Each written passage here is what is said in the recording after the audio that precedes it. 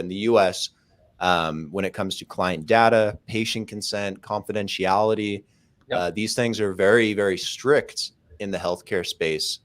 How does your framework help facilitate those things for clients so that they know that if they're going to the doctor for some reason, that they're able to consent to that data being given to the doctor, or they know that their data is not going to be distributed, or that they can maintain confidentiality? Maybe there's something they're going through they don't want people to know about.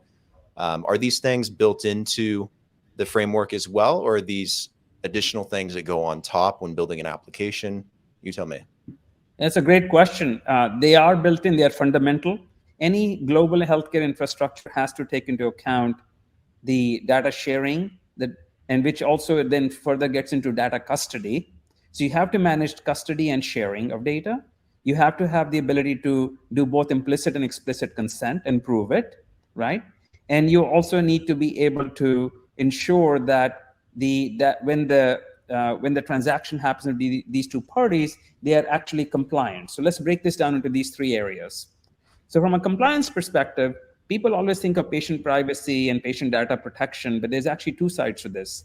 The person whose data we're talking about and the person who has to use the data to give you care, right? So you have actually rules on both sides. What I need to do as a patient to share my information, to give consent, HIPAA consent and other consent, and how my data should be used and how much I should know about how my data is being used. And then the other side, the person who is using my data, what are their rights to look at that data, retain it for their records, and to prove that they did everything right and they didn't do any bad things to me, right? So there is always a relationship between party A, the care provider, and party B, the care receiver.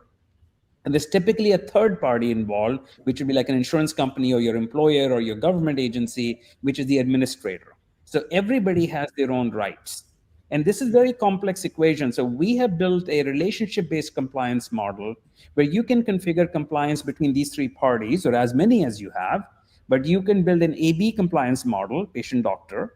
You can build an BC compliance model between patient and insurance company, and you can build an AC compliance model between doctor and insurance company. And now the triangle is complete. But you need different compliance rules for each of these relationships. The AB compliance rules are very different than BC, are very different than AC. You can't apply the same model of compliance to all of them. You need to have relationship-specific compliance model.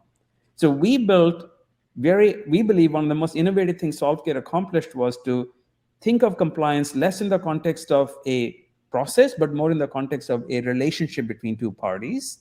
And we found that in that model, we can address any healthcare compliance model that exists on the planet. It doesn't matter what country, it doesn't matter which legal jurisdiction A or B are, and often they are in the same, but often they are not in the same jurisdiction. For a truly global framework to work, you gotta be able to do an AB, BC, CA compliance model on the fly. So we made it easy for that to happen. And each of these think of them as a smart contract that enforces the rules of that relationship.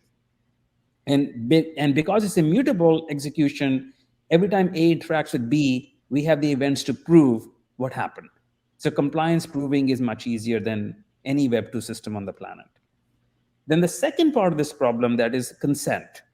So whenever I share information with you, I'm either implicitly sharing it with you with my consent, or I'm explicitly signing a document to say, please use my information to treat my diabetes, right?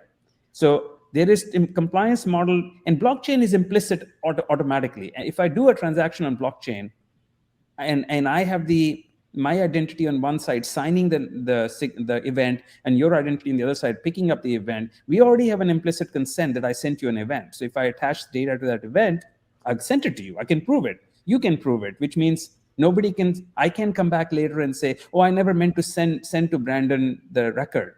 Well, you did. You sent it from your wallet to his wallet, and there is a signature on the chain that proves it. So Brandon can't be held accountable for records that were sent by Pradeep because he sent them explicitly, and we know the timestamp, and we know the event ID.